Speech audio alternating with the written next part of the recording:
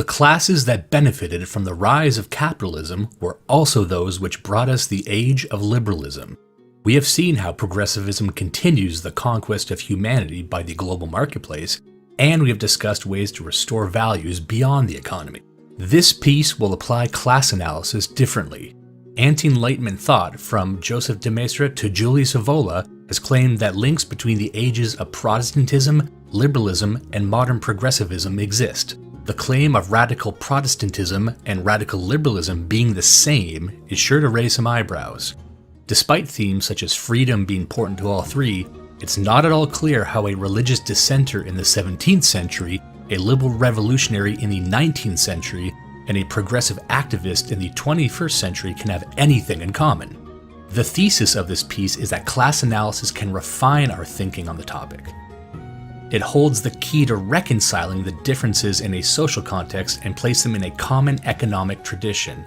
It also allows us to see how such actors may become victims of their tradition, and that tradition's true inner logic.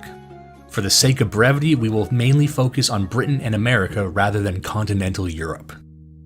First, we want to determine what the commonality between generations is. We know that each uses similar rhetoric: freedom, liberty, equality, rights.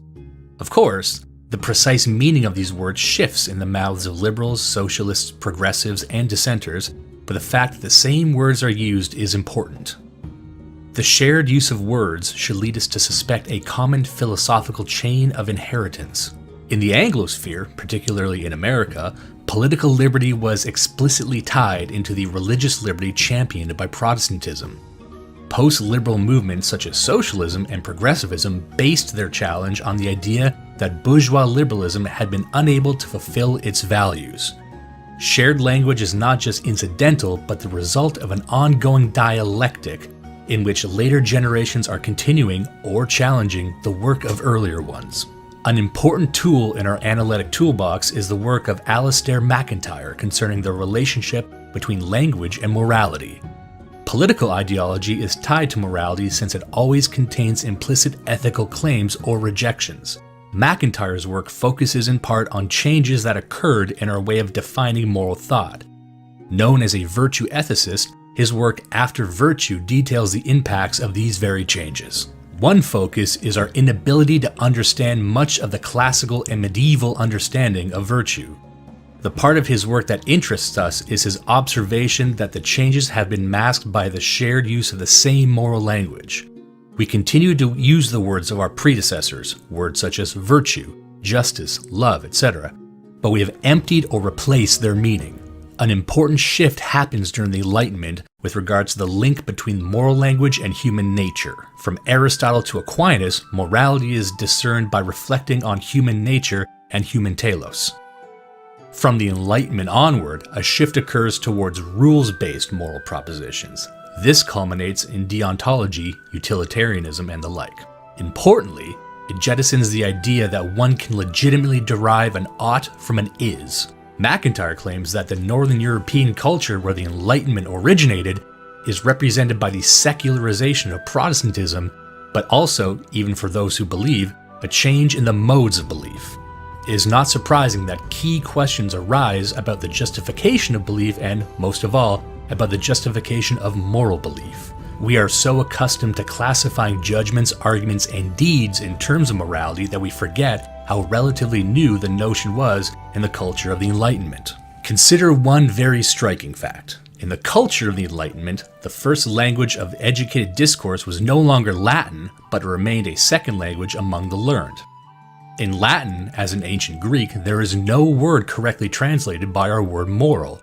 Or rather, there is no such word until our word moral is translated back into Latin. Certainly, moral is the etymological descendant of moralis, like its Greek predecessor ethikos means pertaining to character, where a man's character is nothing other than his set of dispositions to behave systematically in one way or another, to lead one particular kind of life. The history of the word moral cannot be told adequately apart from the account of the attempts to provide a rational justification for morality in that historical period, say from 1630 to 1850, when it acquired a sense at once general and specific. In that period, morality became the name for that sphere in which the rules of conduct, which are not theological, legal, or aesthetic, are allowed a cultural space of their own. It is only in the later 17th and 18th centuries where this distinguishing of the moral from the theological has become a received doctrine. The project of an independent rational justification of morality becomes not merely the concern of individual thinkers, but central to Northern European culture. MacIntyre's brief quote here gives us some insight. At the foundation of moral thinking lie beliefs and statements the truth of which no further reason can be given. MacIntyre's approach to morality gives us the key to understanding how shared language can mask radically different ideas. We can state that there is no contradiction between a shared ancestry of political thought and changing interpretation of the language. We have already noted the shared political cladistics between Protestantism, Liberalism, and later movements. Now we must ask ourselves how these interpretations changed. The remainder of this piece will put forward the following hypothesis. Class interests are a powerful explanatory factor for changes in the meaning underlying a shared inherited language. This is consistent with the patron theory of politics. Moreover, this theory is also propounded by Bertrand de Jouvenel, who presented it in the book On Power, Its Nature and the History of Its Growth. On Power provides an interpretation of human society and the role of power, explaining it as following certain imperatives dependent on the relative position of the actors in question. De Jouvenel himself failed to see the full radical implications of his interpretation, yet he presents a conception of the development of centralized power which became so obvious in the 20th century. This ironically rips at his very own central beliefs in such a way that his writing and conclusions present a strange dissonance. This conception of power is one which recognizes both the social nature of power as well as the inevitable expansionary nature of power. It is simple to place the start of Britain's Protestantism in the Tudor era. Its birth begins with King Henry VIII's separation of the church and ends with cultural hegemony under Elizabeth I. Since religion and politics are always tightly knit, it is difficult to pin down any time when the political concerns of liberalism begin to eclipse those of religion. However, we might take 1688 as a reasonable estimate. This year sees the overthrow of Britain's last Catholic monarch and the final establishment of a political order in which the Protestant question is considered settled and socio-economic questions begin to dominate. We can identify several patrons behind this reformation. The Tudor dynasty is front and center as a benefactor. King Henry VIII was well aware of the conflicts which had preceded the rise of his dynasty, and the strengthening of central royal power was an overthrowing theme of his rule. His focus on his dynasty and its future was one of the driving factors which led Henry, lacking a male heir, to pursue the divorces which resulted with his schism from the papacy. As important as Henry, however, was the role of certain new men, that is to say, individuals not of noble birth, in spearheading the Reformation. Among the major figures are Thomas Cromwell and Thomas Cranmer, both born into uninitiated yet upwardly mobile families. It is worth noting that their political enemies in the conservative faction consistently feature noble names, most famously the Duke of Norfolk. Cromwell and Cranmer allied themselves with more radical continental reformers and, through total loyalty to Henry's centralizing program, to the crown. This takes on something of a high-low dynamic against the middle, in this case the established nobility and church. Cromwell's reign ended with his execution as a scapegoat for opposition to reform, and the failed marriage to Anne of Cleves. Cranmer's lasted far longer, with his death by the avenging hand of Catholic Queen Mary, but overall their establishment saw the rise of a host of new men. None of this is to say that Cromwell, Cranmer, and the rest were dishonest. By all accounts, they were faithful reformers. What is being claimed is that their agenda benefited themselves and their new men ilk by reducing the power of the old aristocracy and church while increasing that of the king. This patronage from the king was a deciding factor in their rise. There were also new men on the other side, especially the famous Catholic martyrs Thomas More and Cardinal Fisher. But it was precisely their rejection of the Reformation program which cost them their earthly power and their lives. They gave up the political interests of their class in pursuit of greater religious conviction. We are interested in the language that was used to justify this change. Reformers emphasized the notion that the, quote, Romish Church had introduced innovations and undue laws on the faithful. In particular, it emphasized the English Church's independence and the notion that the crown was its supreme head, as opposed to any clergyman. To speak of liberty in this time meant to emphasize the liberty of the English Church vis-à-vis Rome. But this religious liberty from the threat of papal power still goes hand in hand with the notions of Christian duty and faith. Liberty means liberty from a false authority, not authority justified by God and Scripture. However, we see that the liberation of religious truth from earthly authority will not stop at the papacy, but touch the crown itself. Cromwell and many parliamentarians would invoke an incomplete reform as justification for their ultimate war against the crown. The following decades would see men of all classes on both sides of royalism and traditional religion. Ironically, the monarchy would suffer the most. We can conclude that the rise and final establishment of Protestantism in England benefited its strongest and most radical backers, the new men of the parliamentary class and those of the old guard who joined them. Both monarchs and new men had been patrons due to a perceived interest in the new religion, but the royal power misjudged the internal logic of the system of thought and language which it had invoked. The new power and wealth of expropriated monasteries benefited the crown in the short run, but it also increased the independence of the new men of church and parliament whose heirs could further expand their power at the cost of that very crown. De Jouvenel adds more context to this. To raise contributions, power must invoke the public interest. It was in this way that the 100 Years' War, by multiplying the occasions on which the monarchy was forced to request the cooperation of the people, accustomed them in the end, after a long succession of occasional levies, to a permanent tax, an outcome which outlived the reasons for it. It was in this way, too, that the Revolutionary Wars provided the justification for conscriptions, even though the files of 1789 disclosed a unanimous hostility to its feeble beginning under the monarchy. Conscription achieved fixation, and so it is that in times of danger, when power takes action for the general safety, are worth much to its accretion of its armory, and these, when the crisis has passed, it keeps. In continental Europe, similar relationships between the middle class and the crown developed in parallel. The French Wars of Religion created a dangerous situation for the French state, and on the tail end, Henry IV made a compromise to convert to Catholicism, which inevitably resulted in his assassination. To avoid civil wars like those of the 16th century from happening again, the French state consolidated under the direction of Cardinal Richelieu, and many reforms were imposed to improve the governing capabilities of the royal administration. Louis XIV especially relied on bourgeois courtiers rather than aristocratic ones, as middle-class courtiers would be more liable than their aristocratic counterparts. Although France was a Catholic country, religious unrest directly provided the impetus for the French state to consolidate itself, thereby increasing its reliance on the bourgeoisie. At the settlement of 1688, the powers of Parliament were secured, and the new monarchistic dynasty of William and Mary was left dependent on it. The class dynamics at play throughout Protestantism begin with the ascendancy of new men backed by the power of the crown and end with the pushing aside of that very same crown by a strengthened parliamentary class. The tie between religious and political liberty had become fully developed by this time, as in the famous words by Whig leader William Pitt the Elder, "The errors of Rome are rank idolatry, a subversion of all civil as well as religious liberty, and the utter disgrace of reason and of human nature."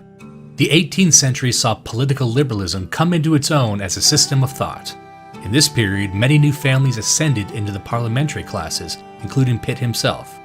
Many of these families established wealth through the increasing opportunities of colonial adventure in America or the East India Company, or through military service. Early Protestantism had been spearheaded by new men navigating an entrenched structure of church and aristocracy. Their power depended on capturing the support of existing structures. 2 centuries later, increasing numbers seized opportunities to rise either at home or in colonial endeavors. While they still had to navigate existing structures, there was also more room to build power on independent grounds. Given this, it's no surprise to see a dramatic shift in the language surrounding the concept of liberty and its decoupling from the strict religious duty. The most prominent example of this is a man born to a family Puritan in religion and parliamentary in loyalties, John Locke. From Locke came the idea of liberty as a natural state of man circumscribed only by social contract. While the reformers had promoted a duty to preserve Christian religion, Locke ended his two treatises on government with a radical claim: the right to political revolution. In the 18th century, the radical Whigs drew on his writings to defend political projects more radical than those of Protestantism or 1688. While the radical Whigs saw many heirs in their rising classes among their number, it is in America that Locke's devotees saw their strongest successes and where the class interests behind them can be best discerned. Among the American founding fathers, George Washington stands out as being the only one with a gentry background. But this was of little account to his colonial standing. John Jay, Thomas Jefferson, John Hancock, and others represented the economically powerful families of the colonies amongst the American separatists. The victory of American independence meant that those powers held by the Crown and Parliament would end up in their hands. It is important to remember the illusory nature of the supposedly deep British-American divide. The leading families of the colonies maintained strong ties with the parliamentary class in Britain, particularly the radical Whigs. It is useful to look at the actions of Edmund Burke and Charles James Fox, respectively. They represented the conservative and radical factions of the Whig Party. Burke was one of the strongest voices in the Parliament for American interests and called for American freedom to tax itself. Burke did this in two ways. First, he appealed to the interests of Britain in continued trade with America, which brought far more wealth than a tax. Second, he invoked the language of English liberty, and this is of special interest to us. He states in his speech on American taxation, quote, "Leave the Americans as they anciently stood, and these distinctions, born of our unhappy contest, will die along with it. If that sovereignty and their freedom cannot be reconciled, which will they take? They will cast your sovereignty in your face. No body of men will be argued into slavery." And in another speech, "The people of the colonies are descendants of Englishmen. They are therefore not only devoted to liberty, but to liberty according to English ideas and on English principles. The people are Protestants, a persuasion not only favorable to liberty, but built upon it. As long as you have the wisdom to keep the sovereign authority of this country as a sanctuary for liberty, the sacred temple consecrated to our common faith, wherever the chosen race and sons of England worship freedom, they will turn their faces towards you." Burke invokes the language of liberty in an altogether new way. It is important to remember that at this time, Burke and Fox both supported Catholic emancipation. Contrasting with Pitt's views above, this is a strong demonstration that English liberty was now political. The older view that such liberty must be embraced insofar as it established a free Protestant religion had passed away. Burke and Fox both deplored King George III's attempt to strengthen the role of the Crown and government. Burke criticized British celebrations of loyalist victories against, quote, fellow Englishmen in the colonies. But Fox was even more outspoken, lauding the American rebellion as a blow of liberty against tyranny.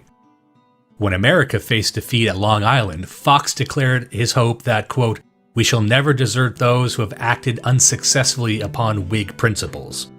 The incentives of the British and American political classes were so aligned that on April 6, 1780, with the American revolt barely finished, Parliament voted on the motion that, quote, "The influence of the Crown had increased, is increasing, and ought to be diminished." The motion passed with 233 versus 215. Again, de Jouvenel highlights the evolution in language. The growth of its authority strikes private individuals as being not so much a continual encroachment on their liberty as an attempt to put down various petty tyrannies to which they have been subject. It looks as though the advance of the state is a means to the advance of the individual. It is quite clear that a shift in language had taken place. However, we can note that both the religious and political definitions of liberty served the interests of an identifiable class. It was a class of new families, mid-level nobility, and growing wealth. If the period between the 16th and the 18th centuries is a story of a new class rising, the 19th brought about a serious challenger from below for the very first time. As the bourgeois rise also resulted in the creation of a new proletarian class, the notion of worker power is already a force only a generation after Burke and Company. Already in 1820, the Radical War broke out, in addition to a series of attempted strikes by artisan workers, weavers, and others. Socialists such as Robert Owen oversaw the growth of a trade union movement from the 1830s onward. It is important to note the difference in class interests. The revolutionary bourgeoisie already possessed strong and increasing economic power. For them, the question was not how to obtain the means to create the social order, but how to remove the political obstacles of them doing so. The question was, as we have seen, one of liberty. But for the new middle and working classes, these means simply did not yet exist. This meant that if they were to use the language of freedom and liberty, it had to expand to grant access to other means. De Jouvenel explains this connection of socialism and liberalism. Where will it all end? In the destruction of all other commands for the benefit of one alone, that of the state? In each man's absolute freedom from every family and social authority, a freedom the price of which is complete submission to the state? In the complete equality between themselves and all citizens, paid for by their equal abasement before the power of their absolute master, the state? In the disappearance of every constraint which does not emanate from the state, and in the denial of every preeminence which is not approved by the state? In a word, it ends with the atomization of society, and in the rupture of every private tie linking man and man, whose only bond is now their common bondage to the state. The extremes of individualism and socialism meet. That was their predestined course. A movement known as the Chartists were first to employ the sustained energy and the backing of the press, centering on the issues of suffrage. It sought to remove the final political obstacles for the middle and working classes, agitating for universal manhood suffrage. Although this was not fully achieved until 1918, this movement saw an interesting shift in language occur. While the rhetoric of liberty was not fully abandoned, notions such as equality and enfranchisement came to the fore. The lack of equality and franchise is positioned as enslavement, and therefore a violation of liberty. In the words of one sympathetic paper, the Northern Star, 3.5 million people have asked permission to detail their wrongs and enforce their claims for right, and the House has resolved that they should not be heard. 3.5 million of slave class have holden out the olive branch of peace to the enfranchisement and privileged classes and sought for a firm and compact union on the principle of equality before the law, and the enfranchisement and privilege has refused to enter into a treaty. The same class is still a slave class. For the period of 1688 onward, a new ideological language came into its own.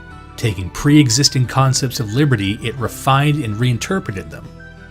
This language was used to legitimize and promote the interests of the class that used them. Therefore, we should not be surprised that in the 19th century, this language was once again inherited but radically reinterpreted. This fits our hypothesis. Liberalism is consistent as a tradition of language and rhetoric, but that it morphs as the class interests of its patrons change. However, the right to vote alone was not the goal of such movements, it was merely a tool. The true goal was access to greater wealth, education, and a greater economic base. With the rise of radical movements such as communism, there appeared to be a clash of interests between the two classes, the established bourgeoisie and capital owners, and the middle to working classes. This discontent opened windows for those attempting to make their name in politics to position themselves with the low against the high. But while much of the bourgeoisie fretted socialist peril, some among the parliamentary class saw an opportunity. If new economic policies could grant or redistribute a secure level of economic wealth, then the wind could be taken out of the radical sails. The policy had worked before in Bismarck's Germany. Chief among these initiatives was the Fabian Society. It believed that a socialist society could be gradually established by an enlightened political class, which would then be able to benefit the working classes while preserving itself. In addition to this aristocratic socialism, it pursued enlightened imperialism on the basis that the British Empire could be a force for liberal values. In their famously dispassionate writings, the language of liberty had been displaced by a more sociological focus on the collective development and equality. As in Fabian essays on socialism, the inevitable outcome of democracy is the control by the people themselves, not only of their own political organization, but through that, also of the main instruments of wealth production. The gradual substitution of organized cooperation for the anarchy of the competitive struggle, and the consequent recovery, in the only possible way, of what John Stuart Mills calls the enormous share which the possessors of the instruments of industry are able to take from the produce. The economic side of the democratic idea is, in fact, socialism itself. With the Fabians, the bourgeoisie finally abandoned the centuries-old language of English liberties and turned towards a rhetoric of internationalism, opportunity, stability, and scientific objectivism. Its members also represented a spectrum of the lower, middle, and working-class children who found opportunity through the systems of schooling and scholarships founded by the socially conscious philanthropists. George Bernard Shaw, H.G. Wells, Annie Besant, and others fit this profile. Irish and Indian home rule and similar reformist attitudes to the empire were common in their circles. Through this influence, the Fabian society was able to influence, either directly or via the views they helped to normalize, a spectrum ranging from social democrats to the ascendant Labour Party. With the triumph of liberal internationalism after World War I and the establishment of the welfare state in the coming decades, we note that the parliamentary classes have managed a tremendous act of self-preservation. Through the unifying power of the Great War on national lines and the institutions of wealth distribution, much of the working and middle class perceived their interests to have become aligned with the political agenda of the governing class. Those with talent were able to ascend these ranks. The economic position of this class was not greatly impacted by the shift to America as the center of new order, although their geopolitical clout was diluted. The ultimate dissolution of the formalized empire brought on the question of how to sustain a global economic system. Through the late 20th century, corporations established global supply chains. Immigration rates into the Western countries increased. America abolished ethnic demographic considerations in 1965, while successive British governments made speeches about regulating immigration as actual numbers grew. Politicians recognized that ethnic agendas, in addition to economic ones, would become fruitful grounds for building careers. Likewise, the normalization of working women during the World Wars would benefit the economic demands for expanding the labor force. A major challenge arose during the economic stagnation experienced in the 1970s. In both Britain and America, the management of the state's economic role led to inflation. Deindustrialization and growing unemployment were also occurring as the economy's globalization continued. The economic theory at this time promoted the idea that privatization of various state concerns could help jumpstart economic growth and spur modernization. This program was undertaken by Thatcher, Reagan, and company. However, it led to protests and massive political resistance on the part of the established forces, which had labor as a political base. The move away from class-based politics towards identity-based politics helped to undermine this opposition. The rising number of migrants naturally led to a conflict with the native populations, often in lower middle-class neighborhoods. This allowed political conservatives to divert working-class votes on grounds of restriction and law and order. Meanwhile, the political left promoted integration and could use concepts such as racism to make otherwise respectable institutions seem low status, while they protested against migration policies. Nearly identical tactics could be used as women entered the workforce. Conservatives allegedly protected family values, while the market consumed the family, and progressives advocated for the expansion of the labor force.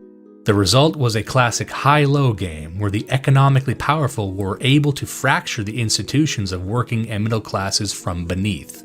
The results today are clear. The familial and economic institutions of these classes have turned into political wreckage. More recently, Britain's vote to leave the European Union and the Donald Trump phenomena grew out of anger which this situation created. This, however, wasn't reflected in the justifications invoked by the power brokers of society. The language inherited from liberalism and morphed by socialism continues to be utilized. There was a focus on improving the position of a wide array of disadvantaged groups, a coalition of minorities. But while the bourgeois class desired to win political liberty and the working class had to gain economic opportunity, the new ascendant coalition had to overcome cultural opposition. The very national and religious identities which had been able to unify opposed classes were now the targets of the new revolution. The most radically new language which came out of this phenomena was that of intersectionality. This worldview took the ideas of freedom and equality and recast them through the lens of a matrix of oppression. Through this lens, freedom and equality were not seen as achieved until the many overlapping layers of oppression had been stripped away. Two practical results have occurred, one favoring bourgeois class interest and one with a less positive impact. On the one hand, the centers of the working class interest have destabilized. Left-wing parties, universities, unions, and activist groups are rife with internal power struggles and as a result cannot present any real threat. For each leader or group that threatens to create a political force, a rival faction can invoke intersectional language to undermine them. And on the other hand, members of the coalition of minorities have also gained wealth and entered the ranks of the bourgeoisie. While they maintain the class interests of the bourgeoisie, intersectional language has proven effective in increasing their power within the economic class. Because bourgeois institutions have shaped their language in tandem with the generational shifts, actors on the margin have a greater interest in promoting their interests through the existing ideological language. For example, if one falls within an oppressed category, one can force cooperation with the threat of pariah status. If one does not, the incentive is to cooperate so that this does not occur and to increase status. The top economic classes still capture the majority of economic gains. During the eras of Protestantism and Whig rule, it had strong unity in consolidating gains. The economic nature of the labor conflict meant that the bourgeoisie had a clear common end of self-preservation, even if disagreements occurred on whether conflict or collaboration was the best means. But for the first time, the high-low game has created growing conflict within the bourgeoisie itself. Bertrand de Jouvenel would say this in his work On Power: "Ransack the history of revolutions and it will be found that every fall of a regime had been presaged by a defiance which went unpunished. It is as true today as it was 10,000 years ago that a power from which the magic virtue has gone out falls." While this recounting of ideological history has been lengthy, we're now able to come away with some clear lessons about how English and American liberalism grew over the centuries. We've established that there are certain ties in ideological language which have remained common. From the Protestant and Whig eras to the modern day, the themes of freedom and liberty remain a powerful core to liberal rhetoric. The author of the book Nemesis, C.A. Bond, says this: "The modern system has managed to ingrain imperium in imperio not as a solecism, but as an unalloyed good. Institutions in unceasing conflict are assumed to balance out society and ensure no center in particular may hold total power. This concept was provided an intellectual justification by the conception of human anthropology which was developed by liberal thinkers such as John Locke and Thomas Hobbes, and traces its roots back through the voluntarist Christian sects. The underlying premise seems to be that humans are naturally in conflict and that we have entered into societal relationship from a state of nature. Leaving the question of just how coherent this voluntarist Protestant anthropology is for now, we can concentrate on Jouvenel's great observation, which was that the division of power has led to continual and unceasing conflict between internal institutions, using the concept of equality as a means of undermining competitors. A review of a number of case studies of modern history using currently available resources will confirm Jouvenel's observation on the nature of power. The first such example is the civil rights movement of the 1960s. So what actually changes is the interpretation of this word as it is viewed through a Christian lens, a political lens, an economic lens, and finally a cultural lens. At the same time, new languages begin to grow around the idea of freedom. The sovereignty of the church gives way to the rights of free people in the Whig era. Labor's rise heralds the growth of equality as a precondition of freedom. And progressivism places these received concepts in a new matrix of intersecting oppressions. The four stages each make their contributions. Nevertheless, the shared nature of the core parts of their language allows them to tie them all to a common tradition. But what is the mechanism of these changes? As we have seen, the shifting dynamics of class provide the strongest explanation. The reactionary claims of ties between Protestantism, liberalism, and progressivism have sometimes led to erroneous conclusions by those responding to them. For example, assumptions are made that the logic of Calvinism inevitably leads to homosexual pride parades. Of course, this is not the case. There are indeed a variety of inherent conclusions to the premises of these ideologies. However, the interests of political actors are often a driving force between which of these conclusions creates the next dialectical stage. The dialectical movements which connect Protestantism to Progressivism and finally Socialism occur as successive patrons adapt inherited values and language to their interests. We have seen throughout this piece what precisely these interests were. The power of the ascendant bourgeoisie ensured that the more radically anti-statist forms of Protestantism did not gain power in Britain. This class took the premise of English liberty in religion and concluded English liberty in the state. The middle and working classes took up the value of liberty and concluded the means of equality needed to exercise it. The coalition of minorities extended the logic of equality from the political sphere to the cultural sphere. This is the essence of a revolution built to destroy civilization by internalizing the revolutionary spirit of the bourgeoisie. Only a total rejection of the bourgeois spirit, a rejection of liberalism, can reverse this process.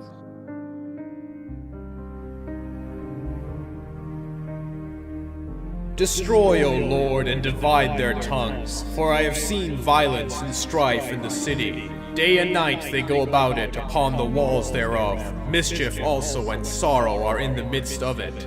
Wickedness is in the midst thereof. Deceit and guile depart not from her streets. For it was not an enemy that reapproached me, then I could have borne it. Neither was it he that hated me that did magnify himself against me, then I would have hid myself from him. But it was thou, a man mine equal, my guide and mine acquaintance. We took sweet counsel together and walked unto the house of God in company. Let death seize upon them, and let them go down quickly into hell. For wickedness is in their dwellings and among them. As for me, I will call upon God, and the Lord shall save me. Evening and morning, and at noon will I pray and cry aloud, and he shall hear my voice. He hath delivered my soul in peace from the battle that was against me, for there were many with me. God shall hear and afflict them, even he that abideth of old. Because they have no changes, therefore they fear not God. He hath put forth his hands against such as be at peace with him.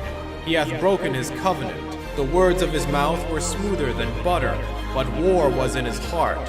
His words were softer than oil, yet they were drawn swords. Cast thy burdens upon the Lord, and he shall sustain thee. He shall never suffer the righteous to be moved. But thou, O God, shalt bring them down into the pit of destruction. Bloody and deceitful men shall not live out half their days, but I will trust in thee.